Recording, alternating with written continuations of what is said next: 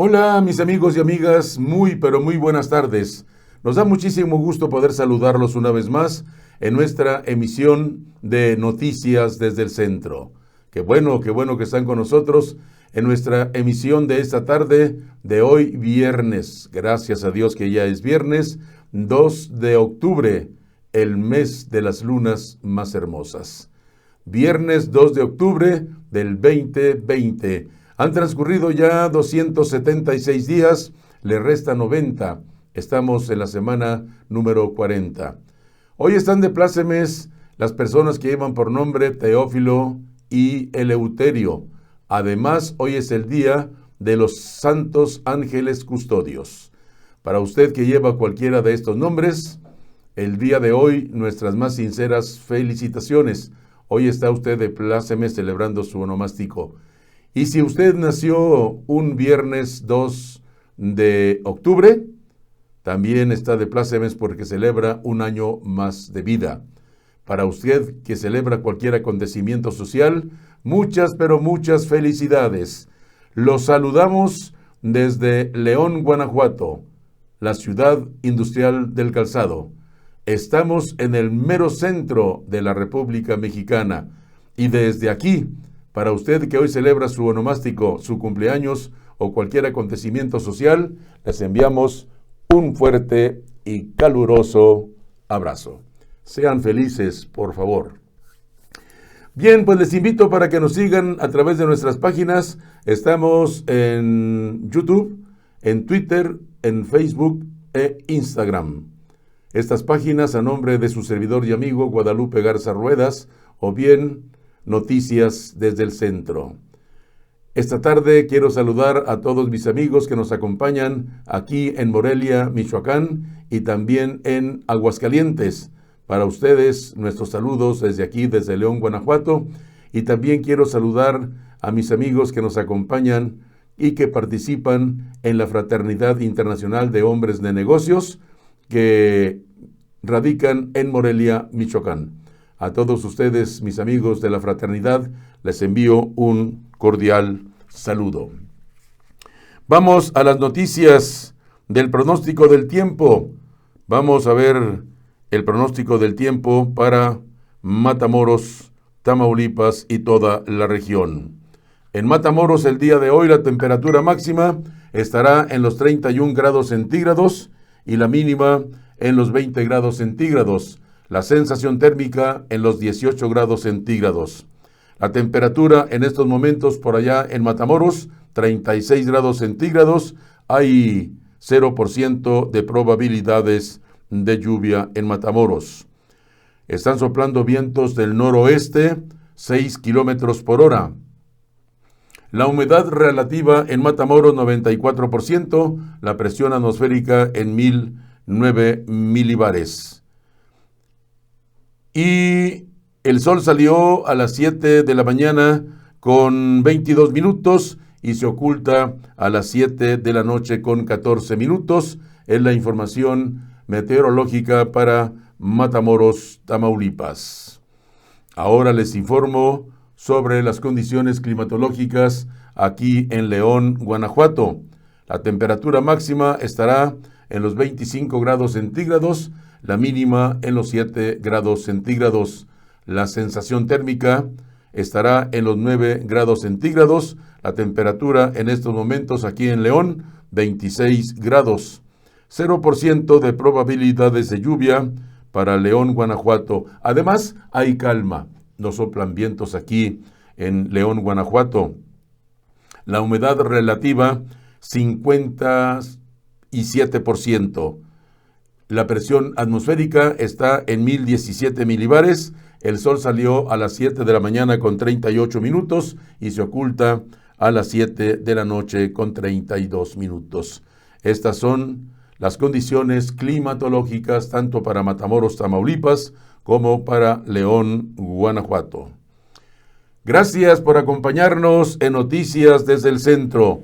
Vamos a lo que publican hoy los principales diarios que circulan a nivel nacional. En portadas, la Corte avala consulta sobre expresidentes, pero con otra pregunta. Los principales diarios nacionales coinciden en que la noticia de este jueves fue el aval del máximo tribunal al ejercicio promovido por Andrés Manuel López Obrador. Expansión Política dice: en un tema se lleva las portadas de los principales diarios este viernes. El aval de la Suprema Corte de Justicia de la Nación a la consulta popular promovida por el presidente Andrés Manuel López Obrador sobre eventuales procesos judiciales en contra de sus antecesores. En diferentes tonos, los diarios dan cuenta de este hecho y en algunos casos se destaca que la Corte cambió la pregunta que se hará durante el ejercicio. En el Universal se publican corte de luz verde a consulta de juicio a expresidentes. El Universal reporta el fallo de la Suprema Corte que dio luz verde a la consulta impulsada por el presidente López Obrador para que se pregunte a la ciudadanía si los expresidentes deben ser investigados o no, y si procede, también juzgados, dice Expansión Política y el Universal. También en la jornada, la consulta directa, el juicio a expresidentes. La jornada retoma en su portada la decisión de la Suprema Corte de avalar la solicitud de consulta del presidente López Obrador sobre posibles juicios a los expresidentes del país. Por su parte, Milenio publica: habrá consultas sobre actores políticos, no expresidentes. Milenio también publica como su nota principal el fallo de la Suprema Corte, aunque en su caso resalta la modificación que los ministros hicieron a la pregunta sobre la consulta, de manera que en ella no se incluya el nombre específico de expresidente, sino el concepto general de actores políticos que hayan cometido posibles actos indebidos, dice Milenio. Por su parte, se zafa la Corte con trabalenguas. Reforma, al igual que Milenio, resalta en su portada que la decisión de la Suprema Corte sobre la consulta se dio no sin que antes los ministros cambiaran la pregunta de la consulta, que ahora quedó más abierta, dice Reforma. ¿Tiene Trump COVID-19? También publica Reforma. Y también El Financiero dice: habrá consulta, pero con otra pregunta. El Financiero también resalta el aval a la consulta promovida por el presidente López Obrador, así como la modificación en la pregunta, dice El Financiero.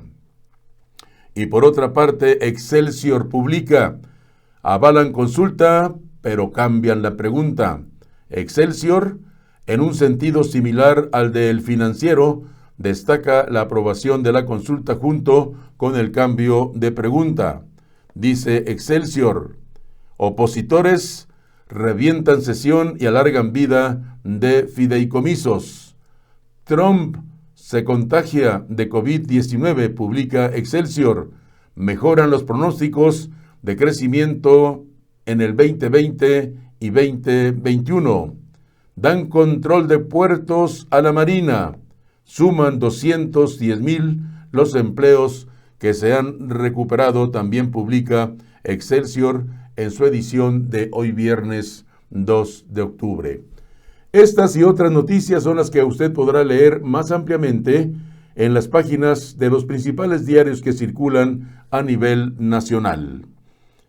Está usted en Noticias desde el Centro, una nueva forma de informar. Bien, pues hoy amanecimos con la noticia de que el presidente de los Estados Unidos y la primera dama resultaron positivos en el coronavirus, se dicen las noticias del día de hoy viernes. Alerta en el país, y los servicios de inteligencia y el equipo de seguridad del candidato Joe Biden también deberían redoblar su vigilancia.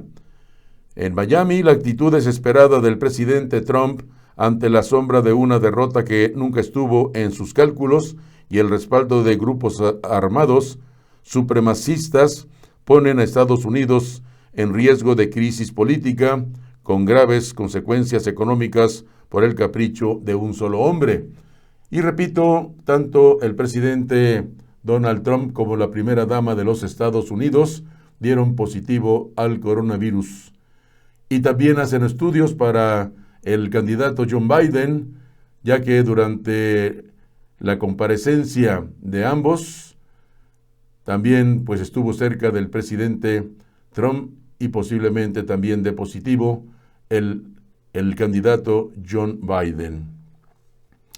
Bien, precios del petróleo caen hasta 4.18% tras dar positivo de Trump a COVID-19. Los precios del petróleo bajaron bruscamente este viernes después del anuncio de Donald Trump de que dio positivo por COVID-19 en un contexto de desequilibrio entre oferta y demanda que sigue siendo poco propicio para la recuperación de los precios. Los precios del petróleo bajaron bruscamente este viernes después del anuncio de Donald Trump de que dio positivo por COVID-19 en un contexto de desequilibrio entre oferta y demanda que sigue siendo poco propicio para la recuperación de los precios. El barril de Brent del Mar del Norte para entrega en diciembre valía $39.34. En Londres, un 3.88% menos que el jueves al cierre. En Nueva York, el barril del WT1 para noviembre bajó en 4.18% a $37.10 por barril. El jueves, los precios de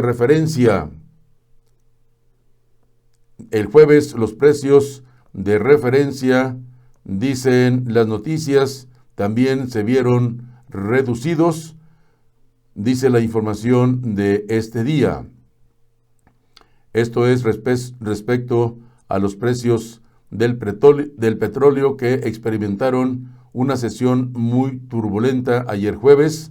Los descensos continuaron acelerándose esta mañana de viernes con la noticia de que el presidente de los Estados Unidos, Donald Trump, dio positivo por coronavirus, comentaron los analistas.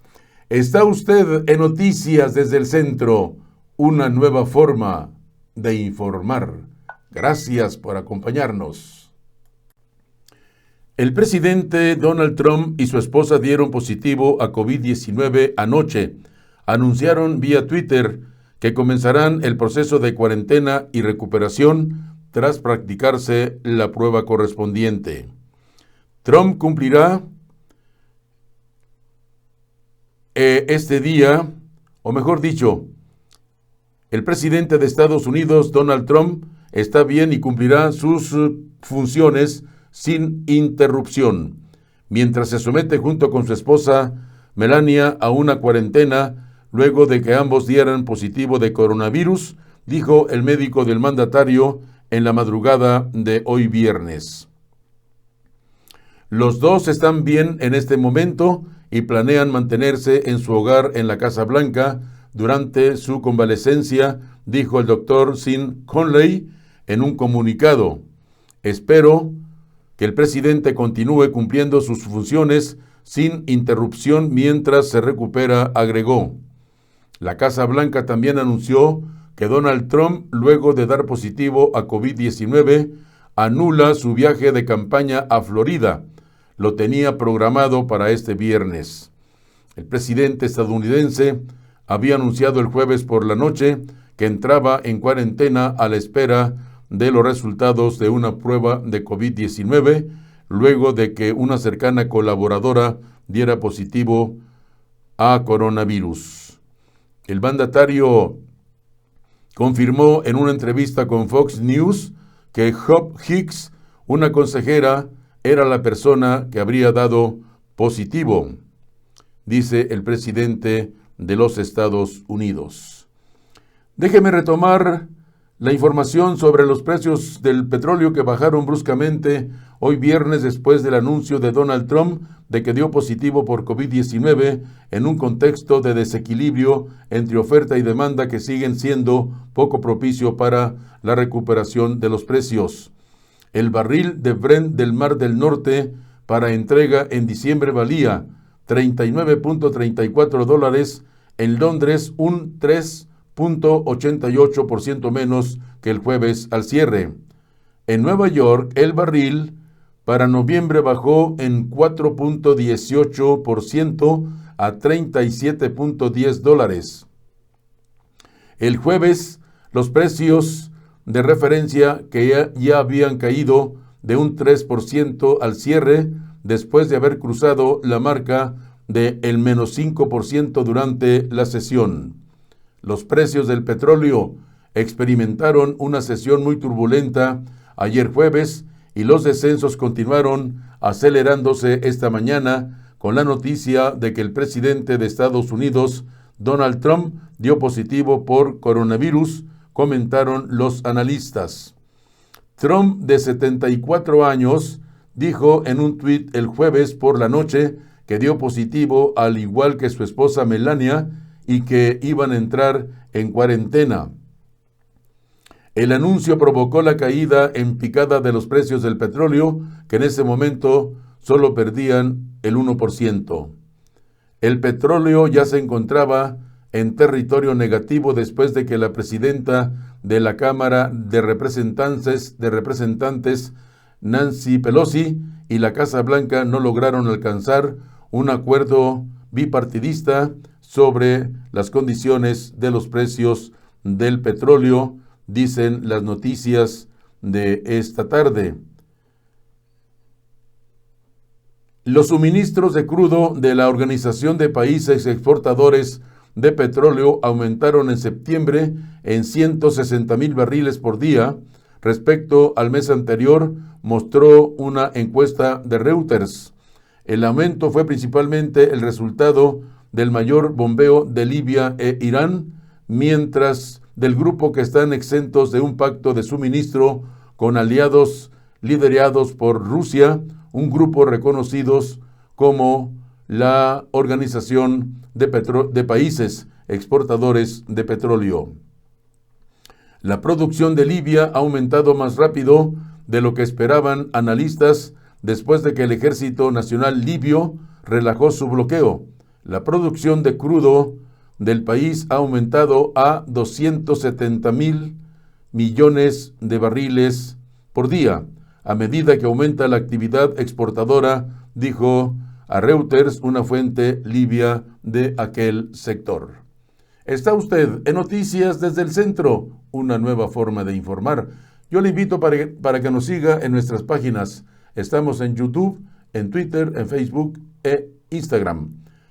Todas las páginas a nombre de su servidor y amigo Guadalupe Garza Ruedas o Noticias desde el Centro. Muchas gracias por seguirnos en nuestras páginas. Yo les invito para que se registren y den like a me gusta. Gracias por su amable compañía. ¿Qué preguntas se hará en la consulta popular para enjuiciar a expresidentes? La Suprema Corte de Justicia de la Nación avaló la constitucionalidad de la consulta popular para enjuiciar a los expresidentes Ernesto Zedillo, Vicente Fox, Felipe Calderón y Enrique Peña Nieto. 6 ministros votaron a favor del ejercicio ciudadano luego de una discusión que dividió la opinión de los ministros de la Corte. No obstante, la pregunta que planteó el Ejecutivo Federal fue modificada por los integrantes del máximo tribunal.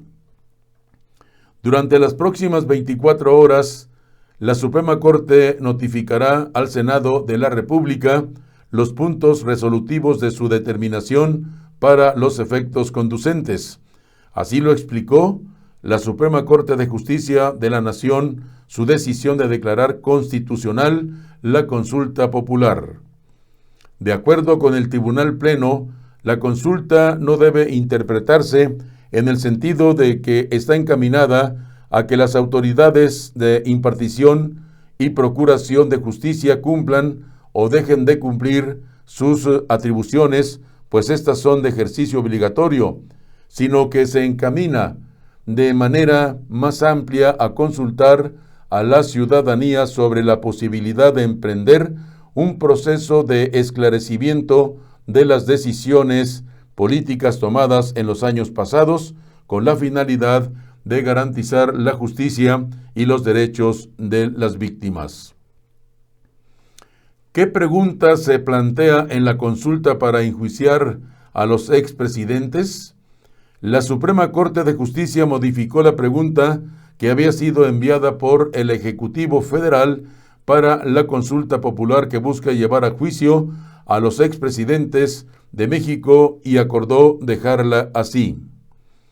¿Estás de acuerdo o no en que se lleven a cabo las acciones pertinentes con apego al marco constitucional y legal para emprender un proceso de esclarecimiento de las decisiones políticas formadas los años pasados por los actores políticos encaminados a garantizar la justicia y los derechos de las posibles víctimas? Es la pregunta que se va a hacer a la ciudadanía. Los ministros a favor de la constitucionalidad de la consulta, el presidente del máximo tribunal, Arturo Saldívar Lelo de la Ralea, Alfredo Gutiérrez Ortiz Mena, Margarita Ríos Farjat, Yasmín Esquivel Moza, Juan Luis González Alcántara Carrancá y Alberto Pérez Dayán, y como ya dijimos al principio, Arturo Saldívar Lelo de la Rea. Y también ministros en contra de la constitucionalidad de la consulta. Los votos en contra por el proyecto planteado por el ministro Luis María Aguilar Morales fueron de Jorge Mario Pardo Rebolledo, Javier Laínez Potisek, José Fernando Franco González Salas y Norma Lucía Piña Hernández.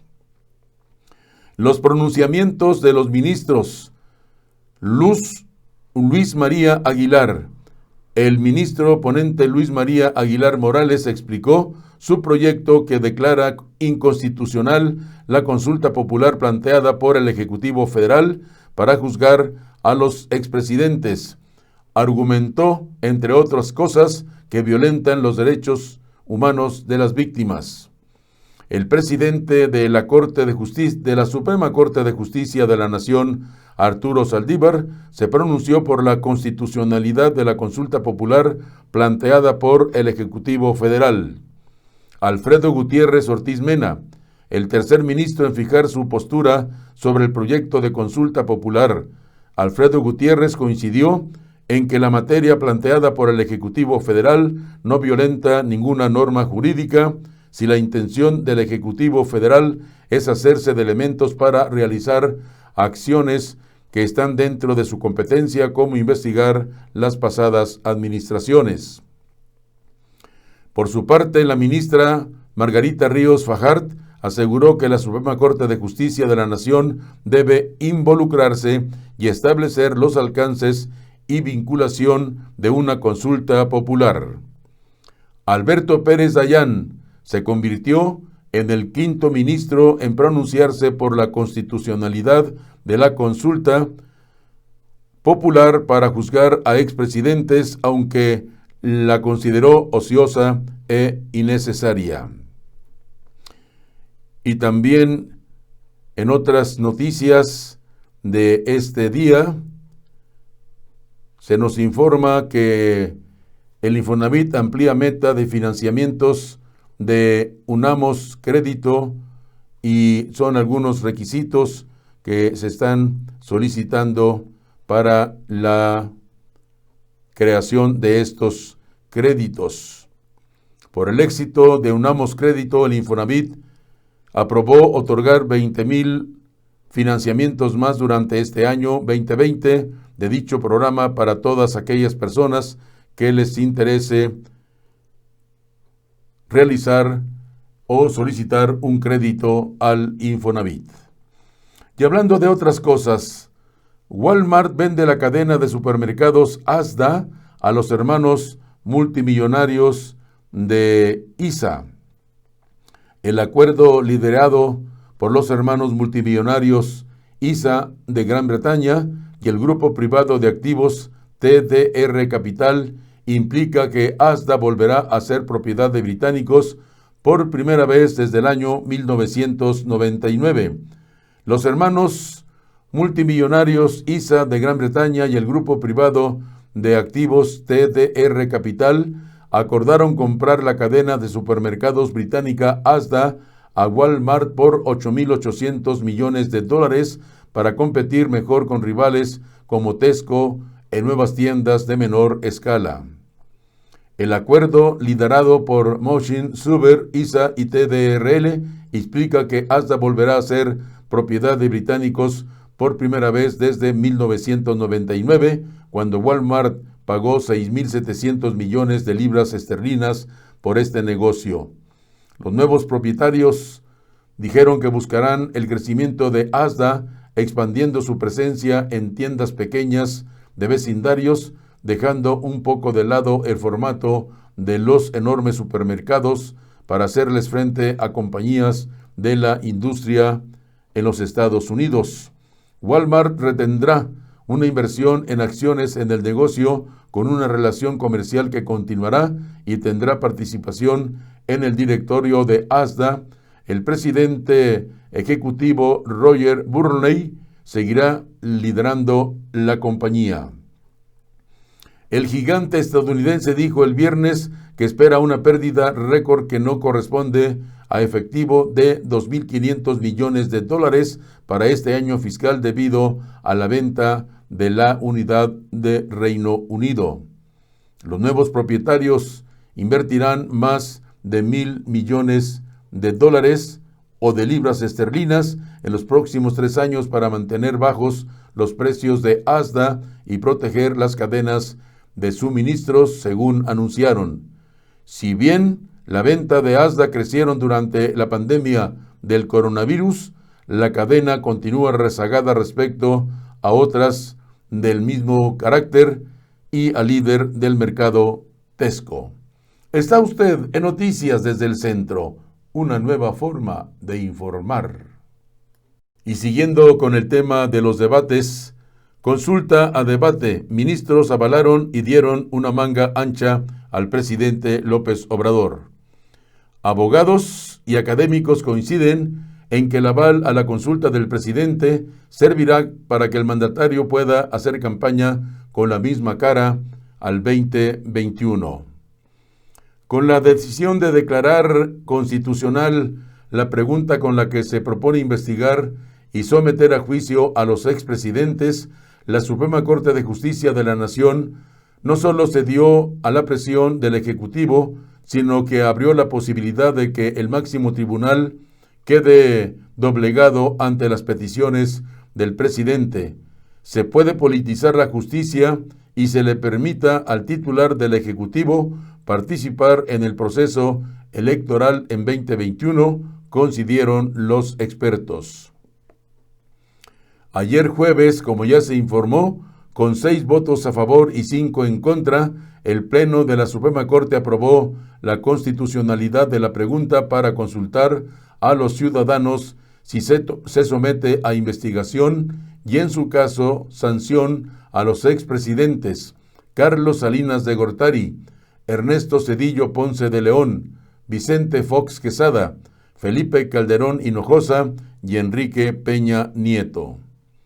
¿Estás de acuerdo o no en que se lleven a cabo las acciones pertinentes con apego al marco constitucional y legal para emprender un proceso de esclarecimiento de las decisiones políticas tomadas en los años pasados por los actores políticos encaminados a garantizar la justicia y los derechos de las posibles víctimas? Fue la pregunta que avaló la Suprema Corte para plantearse a los ciudadanos el próximo año. Expertos consultados por Expansión Política coincidieron en que la pregunta que proponía el presidente López Obrador era inconstitucional y criticaron que durante la discusión de alrededor de 3 horas, los ministros se concentraran en defender el derecho de los ciudadanos a participar en temas de trascendencia nacional, cuando lo relevante era si se violaban o no los derechos humanos de los expresidentes de la República. En este tipo de asuntos es cuando la Corte tiene que demostrar que su papel es poner límites al poder. Es evidente que la consulta es inconstitucional porque diversas razones. Sin embargo, 6 ministros terminaron cediendo a las presiones del presidente de la República, consideró Javier Martín Reyes, profesor asociado en la División de Estudios Jurídicos. El académico resalta que 3 horas antes de que en el Pleno de la Suprema Corte se discutiera el proyecto, el presidente López Obrador aumentó la presión a los señores ministros. Sería lamentable que ahora resolvieran lo mismo con la excusa de que se violan derechos humanos, de que se violan garantías. ¿A quién se le violan derechos humanos, garantías? Si la pregunta es muy clara, es de que se lleven a cabo procesos apegados a la ley, que no haya violación de derechos humanos, apuntó. También resalta que en casi 3 horas de discusión, los señores ministros abordaron otros conceptos fuera de lo que se les había solicitado. Y es que a pesar de que la tarea de la Corte consistía en determinar si la materia de la consulta constitucional y si la pregunta propuesta está planteada en un lenguaje neutro, sencillo, comprensible y está formulada en forma que se pueda contestar con un sí o un no, cuidando que no sea tendenciosa ni emita juicios de valor. Muchos de los argumentos de los ministros apuntaron en el sentido de defender el derecho de los ciudadanos a ejercer la democracia participativa. Esto último también lo destaca el especialista de la Facultad de Derecho de la Universidad La Salle, Bernardino Esparza, quien expone que los ministros perdieron el objetivo de la discusión y en lugar de centrarse en la constitucionalidad de la materia, abordaron si debía o no limitar el derecho de los ciudadanos a participar en asuntos de trascendencia nacional. El argumento fundamental era si realmente se violaban o restringían derechos, pero los ministros centraron la discusión en el derecho de los ciudadanos a participar, comentó. Por otra parte, Argentina baja impuestos a algunas exportaciones para impulsar sus ventas. Argentina bajará los impuestos a las exportaciones de productos industriales, mineros y agropecuarios con el fin de fomentar los embarques y generar más divisas para un país que no logra dejar atrás una prolongada crisis económica. Argentina informó ayer jueves que bajarán los impuestos a las exportaciones de productos industriales, mineros y agropecuarios con el fin de fomentar los embarques y generar más divisas para un país que no logra dejar atrás una prolongada crisis económica que fue agravada por el coronavirus. El país argentino reducirá hasta fin de año los impuestos a la soja y los productos derivados al 30% desde el 33% actual, y lo de los bienes mineros al 8% desde el 12%. La baja para los bienes industriales se escalonará de acuerdo con el tipo de producto. Se busca fortalecer el frente externo, se buscan fortalecer las reservas internacionales del país, señaló el ministro de Economía Martín Guzmán en una conferencia de prensa. Hasta la semana pasada, los agricultores argentinos habían vendido 32.2 millones de toneladas de la soja de la campaña 2019-2020, 4.4 millones menos que las ventas registradas a la misma fecha del ciclo 2018-19, según datos oficiales. Sin embargo, en ambos casos representa el 60% de la producción de la campaña, sumando el remanente de la temporada anterior. La soja de la campaña 2021 aún no ha comenzado a ser sembrada, así que no sería afectada por un recorte en el impuesto. El gobierno espera que esto lleve a los agricultores a incrementar sus ventas, pero no estamos seguros de eso, dijo más temprano una fuente del sector agroindustrial a Reuters, que adelantó la medida tomada por el gobierno argentino.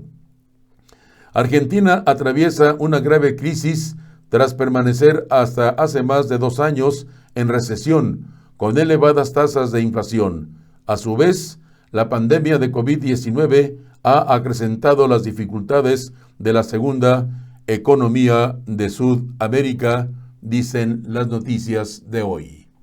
¿Está usted en Noticias desde el Centro? Gracias, porque nos acompaña en nuestra emisión de hoy, viernes 2 de octubre. José Ramón Cosío dice: el 68 mostró fallas del sistema judicial que aún persisten.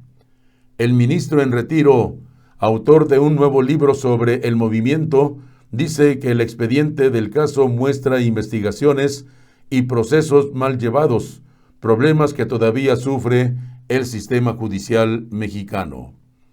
José Ramón Cosío sabe que en 52 años se han escrito decenas de libros sobre el movimiento estudiantil del 68, investigaciones históricas y periodísticas, ensayos políticos e inclusive novelas que se han centrado en distintos aspectos de lo que ocurrió antes, durante y después de las protestas sociales que fueron descalificadas por el gobierno federal de aquella época, así como de la masacre del 2 de octubre en la Plaza de las Tres Culturas en la Ciudad de México. Frente a ello, el ministro en retiro sostiene que un ámbito poco estudiado es el del que se hizo entonces el sistema de justicia, lo que lo motivó a revisar el principal expediente del caso 272/68, ubicado en el Juzgado Primero del Distrito Federal en materia penal. A partir de él, Cosío desmenuza cómo actuaron los policías, cómo se armaron las averiguaciones previas y con base en qué se detuvo a personas que fueron acusadas de incitar manifestaciones que representaban una amenaza para México y que finalmente fueron reprimidas. El resultado de esa revisión es su libro Biografía Judicial del 68, editorial Debate, en el que Cosío concluye que las instituciones del Poder Judicial fueron usadas políticamente para señalar supuestos culpables y evidenciaron tener fallas que no fueron corregidas en los años posteriores. Más aún, algunas de esas deficiencias han perdurado durante más de 5 décadas, como las insuficientes capacidades en materia policial y pericial. No conozco a nadie que haya medido cuáles eran las incapacidades del Estado. Creo que nadie midió entonces los niveles de impunidad, pero lo que hoy tenemos como impunidad es aterrador, dijo. Entonces, si uno dijera, ¿usted cree que ha mejorado la procuración de justicia? No. ¿Por qué? Porque hoy los niveles de impunidad son altos, dice José Ramón Cosío durante la entrevista el día de ayer. Está usted en Noticias desde el Centro, una nueva forma de informar. Hablando de otras cosas, Migración pedirá a gobiernos de Chiapas y Tabasco aplicar leyes y medidas sanitarias a migrantes que marchan en caravanas desde Honduras. El Instituto Nacional de Migración advirtió que apelará a las leyes de Chiapas y Tabasco para denunciar a las personas extranjeras que ingresen al país sin medidas sanitarias para evitar la propagación del virus SARS-CoV-2. El Instituto Nacional de Migración advierte que apelará a las leyes de Chiapas y Tabasco para denunciar a las personas extranjeras que ingresan al país sin medidas sanitarias para evitar la propagación del virus SARS-CoV-2. Ante el avance en Guatemala de una caravana de migrantes provenientes de Honduras y cuyo objetivo es llegar a los Estados Unidos, Migración dijo que seguirá protegiendo y garantizando los derechos humanos de todas las personas extranjeras que en contexto de movilidad transiten por México en situación irregular. Sin embargo, indicó que ante la pandemia por el covirus SARS-19 existe la instrucción para que todos los que hagan uso de las instalaciones de migración como las áreas de internación en el país, dígase autoridades civiles, militares y particulares, deberán cumplir con los protocolos de salud para acompañar la lucha contra esta enfermedad. Cabe destacar que el mes pasado falleció a causa de COVID-19 un migrante de El Salvador que estaba alojado en una estación migratoria del instituto. En ese marco, el Instituto Nacional de Migración resaltó que en el Código Penal Federal, en su artículo 199 bis, establece que será sancionado de 3 días a 3 años de prisión y hasta 40 días de multa quien a sabiendas que está enfermo de un mal grave en periodo infectante ponga en peligro de contagio la salud de otro. Abundó que el artículo 444 del Código Penal del Estado de Chiapas determina que hasta 5 años de prisión, mientras el artículo 120 del Código Penal del Estado de Tabasco fija de 2 hasta 10 años de prisión a quien cause a otro un daño de salud. Indicó que con base en la Ley de Migración se realizan acciones de control, verificación y revisión de entrada, salida, tránsito y estancia de personas extranjeras en territorio nacional a fin de promover una migración segura, ordenada y regular, informó.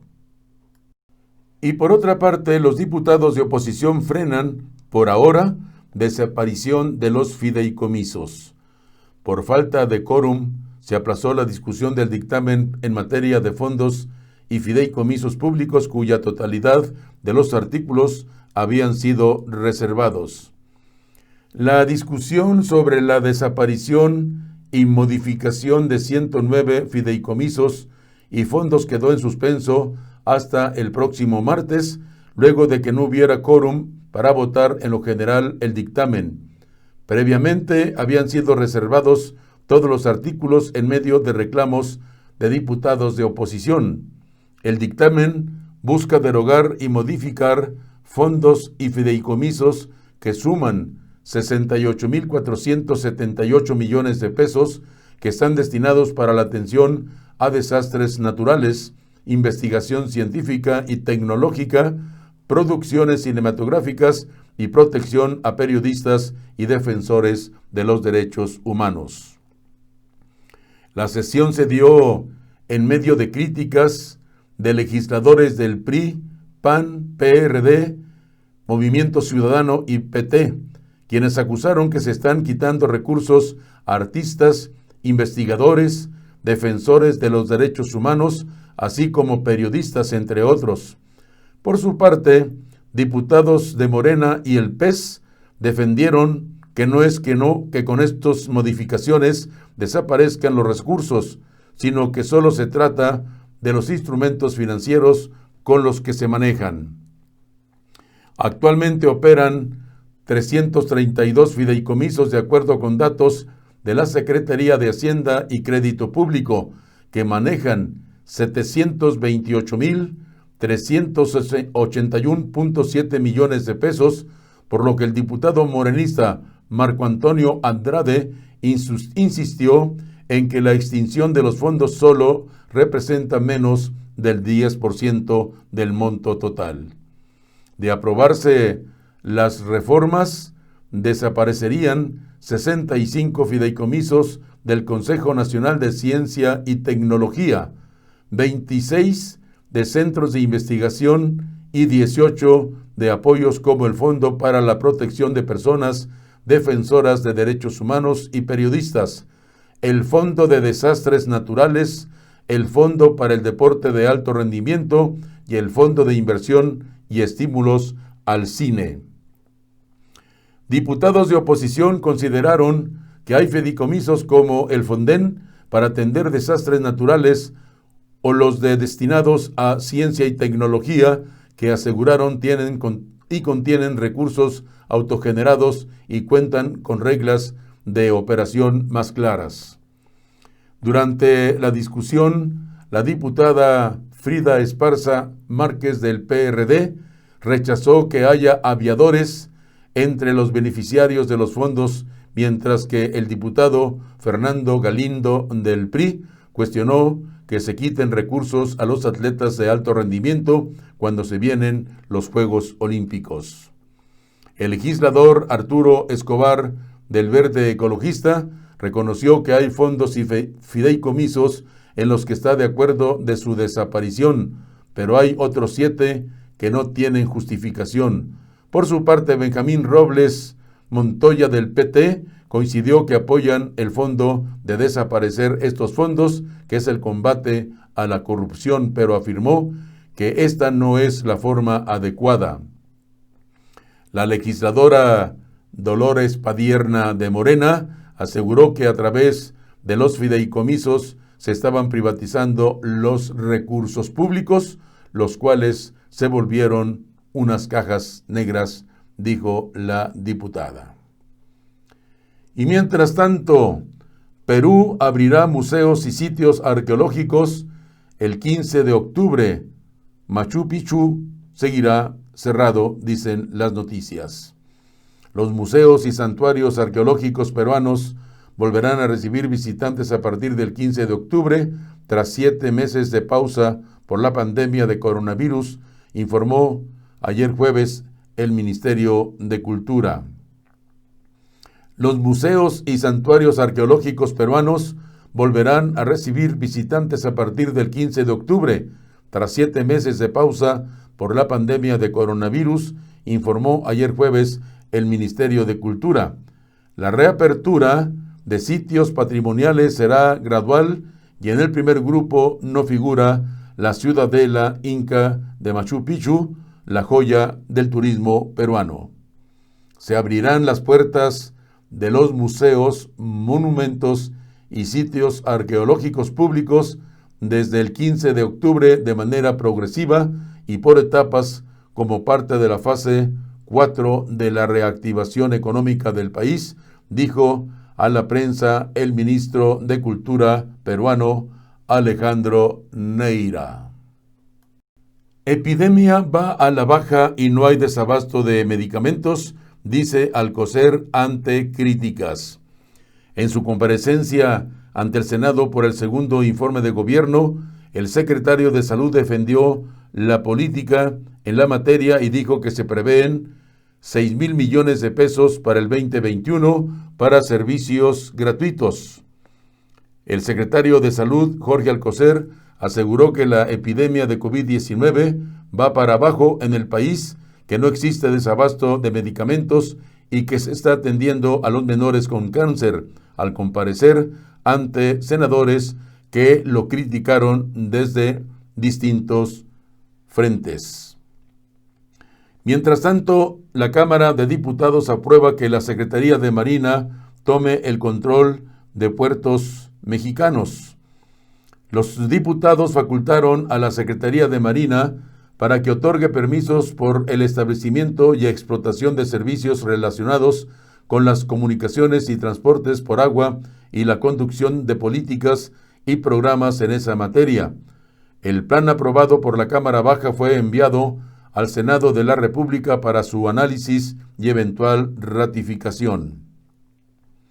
La Cámara de Diputados aprobó la reforma a la Ley Orgánica de la Administración Pública Federal, así como las modificaciones a la Ley de Navegación y Comercio Marítimos y la Ley de Puertos, con lo que se trasladan facultades a la Secretaría de Comunicaciones y Transportes, a la Secretaría de Marina en el control de los puertos.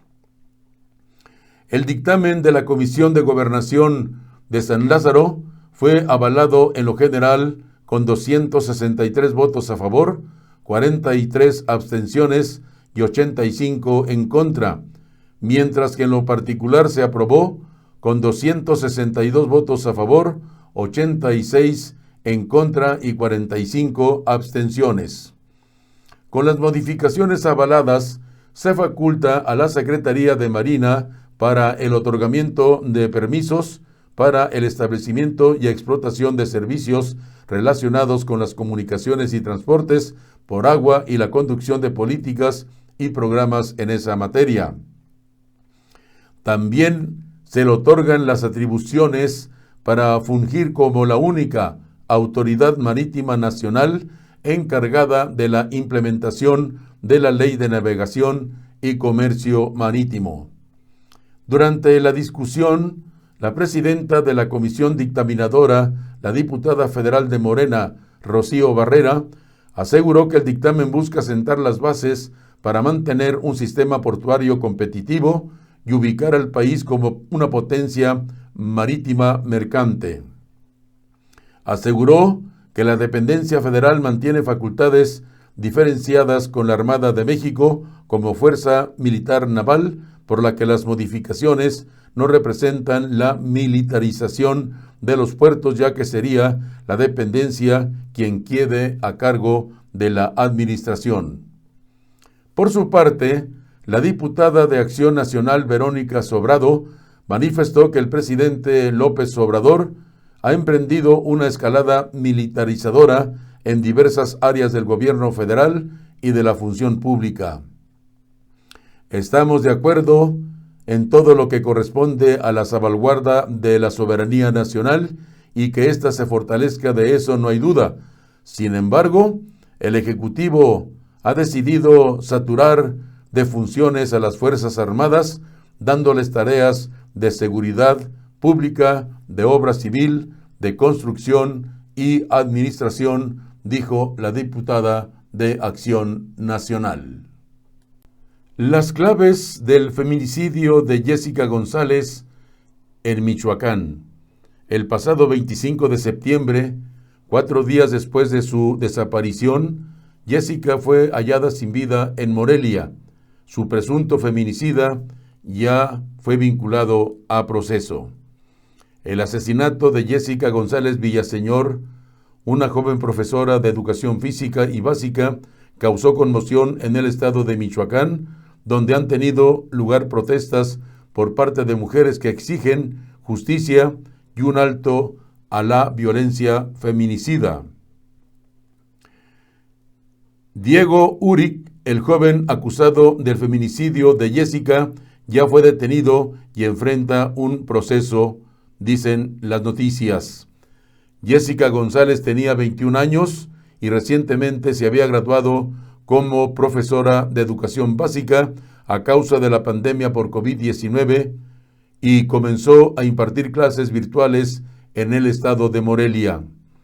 En uno de sus mensajes de bienvenida a su grupo, Jessica alentó a sus alumnos a aprender pese a las circunstancias y les pidió que también se presentaran en un video para poder conocerlos.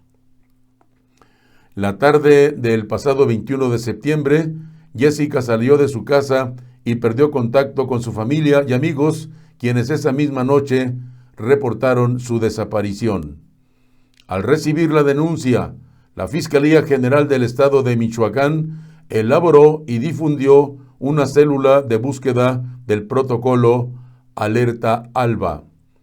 La desaparición de la joven llevó a su familia a realizar diversas protestas en el centro histórico de Morelia, así como a las afueras de la Casa de Gobierno, donde despacha el gobernador de Michoacán, Silvano Aureoles.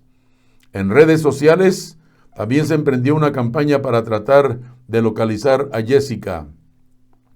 Investigadores de la Fiscalía utilizaron binomios caninos y hasta un helicóptero para rastrear la zona boscosa sur de Morelia, en la última ubicación que marcó el localizador del teléfono móvil de la joven. Fue el 25 de septiembre, 4 días después de su desaparición, que los elementos encontraron en ese punto el cuerpo de Jessica. De acuerdo con peritos del Servicio Médico Forense, la joven presenta características que hacen suponer que fue asesinada solo unas horas después de su desaparición. Para el 28 de septiembre, el fiscal de Michoacán, Adrián López Solís, informó que la principal línea de investigación apuntaba a un joven con quien Jessica fue vista por última vez el día de su desaparición en un centro comercial en Morelia. En tanto, el gobernador Silvano Aureoles lamentó el crimen contra Jessica y prometió a la familia una pronta resolución. Caen hasta agosto 18.5% robos a transporte y pronto ajuste a las leyes de vías.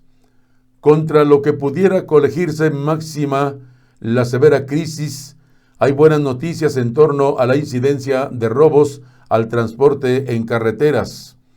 Según datos que recaudan la Fiscalía General a cargo de Alejandro Gertz Manero y las instancias estatales, el número de robos del fuero común y federal contra transportistas lleva una caída del 18.5% de enero a agosto, al acumularse 9.969 incidentes contra 12.165 del mismo lapso en el año anterior. Los del fuero común son 6.395 delitos, cayeron 20%, y los federales 14.26% al significar 3.574 robos. Claro que en abril y mayo hubo una baja resultado de la disminución de la actividad, pero los resultados favorables mantienen la tendencia pese a que el ritmo de ese rubro se ha regularizado en un 95%. Nadie puede cantar victoria y de hecho el nivel de dichos delitos aún es alto. Lo interesante es que los esfuerzos de coordinación de gobierno federal y estatal y la iniciativa privada han cuajado. La actividad de las mesas de trabajo beta se han intensificado para enfrentar las secuelas de la recesión. Se han sumado otros temas delicados como extorsión, seguridad turística y en el campo, así como la toma de carreteras y vías férreas. Ya está en el tintero una iniciativa para reformar la Ley General de Vías de Comunicación para elevar los castigos y acotar la impunidad. Canacar, que preside Enrique González Muñoz y que lleva años de empujar propuestas legales en su dirección, logró que se tipificara como delito federal el robo de transporte y ubicarlo como delito grave. En esa lucha la apoyan otras organizaciones que coinciden con CONCAMIN, por ejemplo, la vía de Comisión de Seguridad Pública que comanda, entre otras autoridades relacionadas con el mismo tema. Dicen las noticias que la Secretaría de Seguridad Pública que lleva Alfonso Durazo se han establecido centros de reacción inmediata. Ya hay una en Puebla y otra en Veracruz para blindar el eje México-Puebla-Veracruz. Pronto tendrá otro en Morelia para hacer lo propio en el México, Querétaro, Guanajuato, Lázaro Cárdenas y luego el México, Querétaro, Guanajuato y Manzanillo. Está usted en Noticias desde el Centro, una nueva forma de informar. Inicia campaña contra influenza.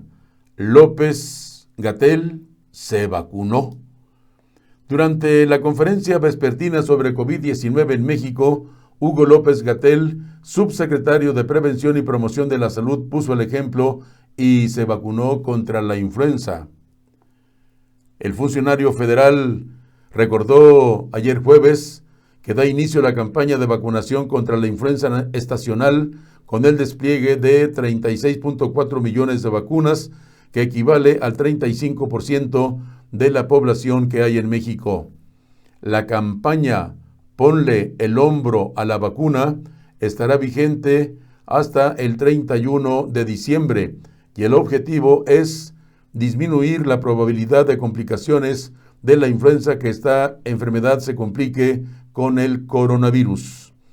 María Esther Veraz Godoy, directora general del Centro Nacional para la Salud de la Infancia y Adolescencia, comentó que la Jornada Nacional de Vacunación de la Influenza no se realiza anualmente, sino durante cada temporada invernal.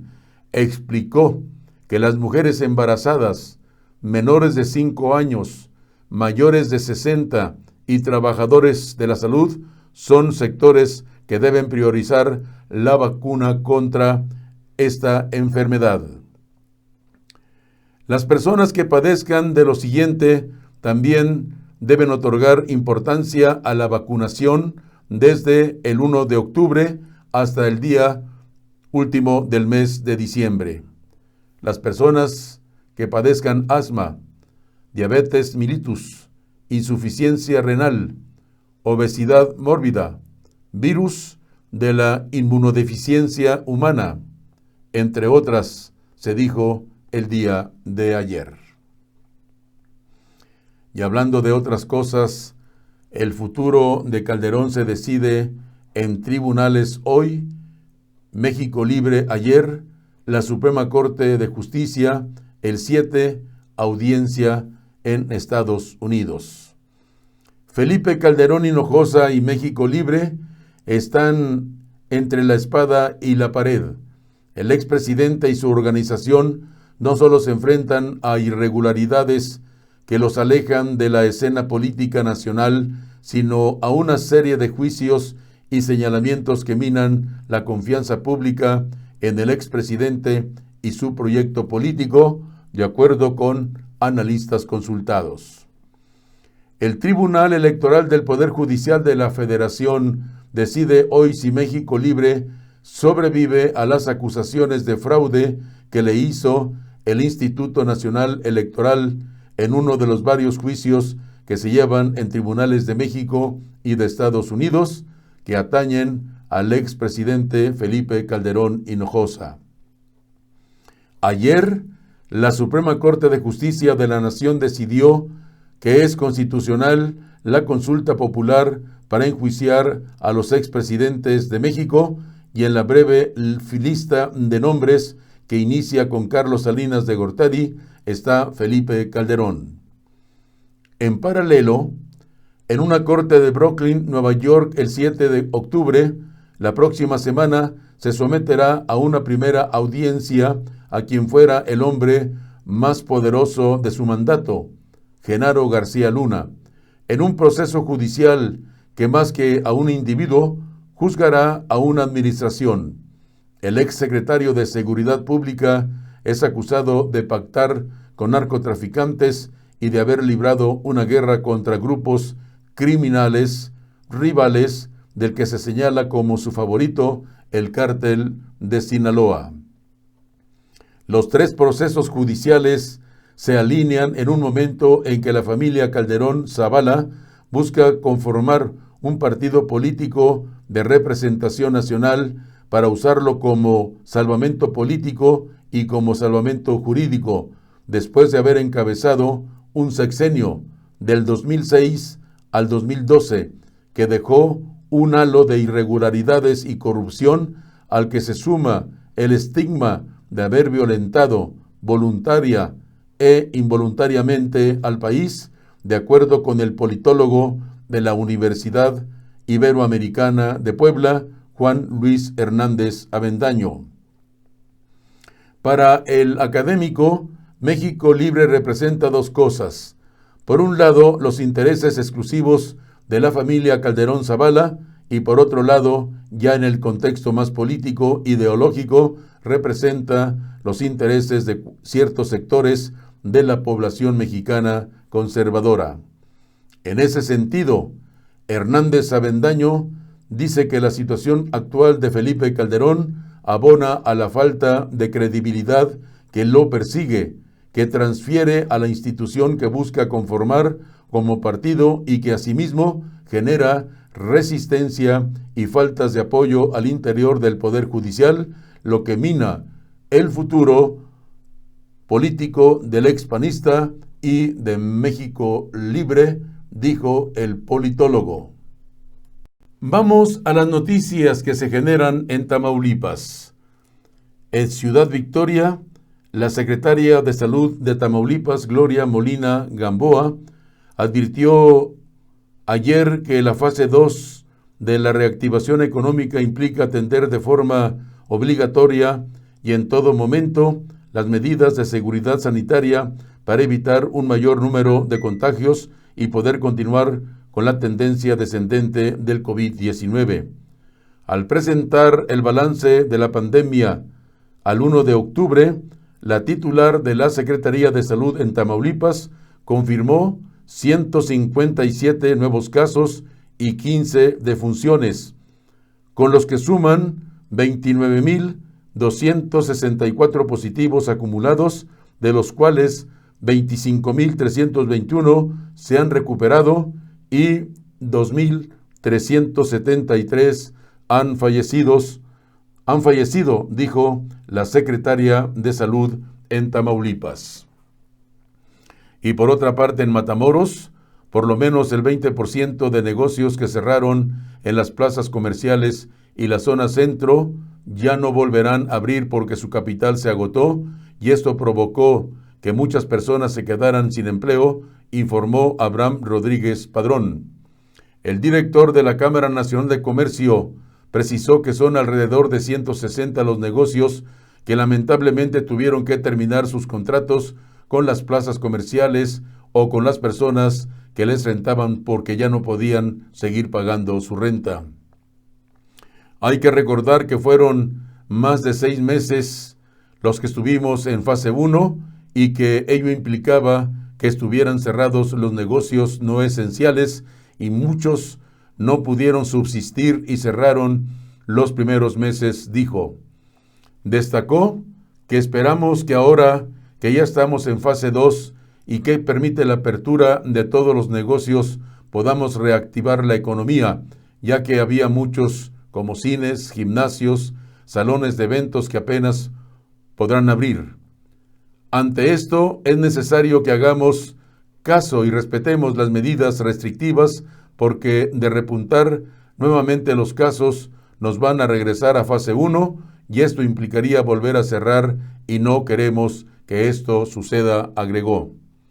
El director de la Cámara Nacional de Comercio Local concluyó que debemos ser conscientes y aprovechar que hemos bajado el número de casos de COVID-19, seguirnos cuidando de no retroceder. Esto dijo Abraham Rodríguez Padrón durante la conferencia de prensa. Y mientras tanto, inicia mes de conciencia y violencia doméstica, con un lanzamiento de una aplicación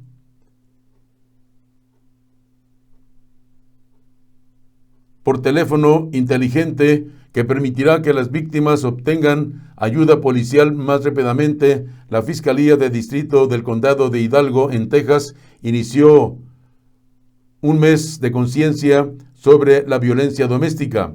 El programa de aplicación de seguridad notificación iniciada por las víctimas es el primero de ese tipo en la nación y brindará una capa adicional de protección para las víctimas de violencia doméstica, explicó el fiscal Ricardo Rodríguez durante el evento virtual. En asociación con el Consejo de Texas sobre Violencia Familiar y Tecnología de Alerta de Justicia, la Fiscalía está empleando esta herramienta para aumentar las medidas de protección para las víctimas, esto es, por allá en el estado de Texas, dicen las noticias de esta tarde. Y por otra parte, déjeme informarle que en Reynosa, en octubre se pinta rosa por la vida. Reynosa, a través de la campaña denominada Nos pintamos de rosa por la vida, el sistema DIF Reynosa y el ayuntamiento que encabeza Maki Ortiz Domínguez llevarán a cabo durante el mes de octubre la detección oportuna y prevención de cáncer de mama. La coordinadora del área de salud del sistema DIF Reynosa, Cintia Berrones, refirió que durante el mes de octubre, mes rosa que se conmemora la lucha contra el cáncer de mama, se desarrollará la campaña de prevención y detección de dicha enfermedad.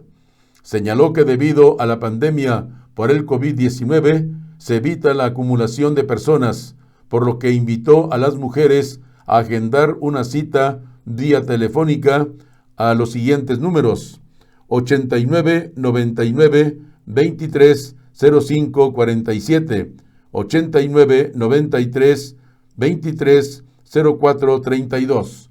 Se los repito con mucho gusto: 89 99 23 05 47, 89 93 23 04 32. Esto a fin de programar la fecha para valoración y dar seguimiento a cada caso, dijo la funcionaria de la administración de Reynosa allá en Tamaulipas. Vamos a las noticias que se generan aquí en el estado de Guanajuato. Hablando de coronavirus, suman 42.904 casos confirmados del COVID-19, 2.584 se encuentran bajo investigación, mientras que ya 57.465 son los casos descartados. 42.748 los identificados y los 2.838 los casos de decesos en la entidad, y es como sigue. En Abasolo 25, Acámbaro 29, a Paseo el Alto 11, a Paseo el Grande 30, Celaya 272, Comonfort 19, Cortázar 61, Cuerámaro 8, Doctor Mora 6, Dolores Hidalgo 51, Guanajuato Capital 80, Guanímaro 8, Irapuato 291, Jaral del Progreso 12, Jerécuaro 6, León 1023, Manuel Doblado 14, Moroleón 17, Ocampo 12, Pénjamo 45, Pueblo Nuevo 1, Purísima del Rincón 22, Romita 35, Salamanca 164, Salvatierra 45, San Diego de la Unión 7, San Felipe 25, San Francisco del Rincón 62, San José Iturbide 20, San Luis de la Paz 59, San Miguel de Allende 32, Juventino Rosas 41, Santiago Marabatío 5, Silao 163, Tarimoro 6, Tierra Blanca 4, Uriangato 16, Valle de Santiago 47, Victoria 3, Villagrán 36, Jichú 3 y Yuriria 18. Esto de acuerdo a información proporcionada por la Secretaría de Salud a través de su página oficial coronavirus.guanajuato.gov.mx. En esta página usted podrá encontrar más información sobre coronavirus. Homicidios en el estado de Guanajuato no cesan. Mientras José Antonio N., alias El Marro, está por cumplir la mitad de la prisión preventiva que debe enfrentar en lo que se reanudan sus procesos por los delitos de secuestro agravado y delincuencia organizada en la modalidad de robo de hidrocarburos, la violencia en Guanajuato continúa. Su detención no ha sido factor para que los homicidios protagonizados por las bandas de la delincuencia organizada que buscan apropiarse del Estado para ejercer en la venta de droga no cesan. Septiembre es hasta ahora el cuarto mes con más homicidios dolosos cometidos en el Estado, pues de acuerdo con los informes diarios que son analizados en la Comisión Nacional de Seguridad, hubo en Guanajuato 378 víctimas de homicidio doloso, un aumento de 41 víctimas de asesinato más que en agosto, el mes cuando detuvieron a El Marro y que durante ese se ha convertido en el que menos homicidios tuvo, pero estos ya tuvieron un repunte, dicen las noticias. ¿Está usted en Noticias desde el Centro, una nueva forma de informar? Las noticias en Guanajuato. El gobierno de los Estados Unidos reconoció el trabajo realizado por el gobierno de Guanajuato en materia de combate a la inseguridad y dio el respaldo tras reconocer acciones importantes como la detención de José Antonio, alias El Marro, derivado del trabajo realizado por la Fiscalía General del Estado y el personal certificado con que cuenta.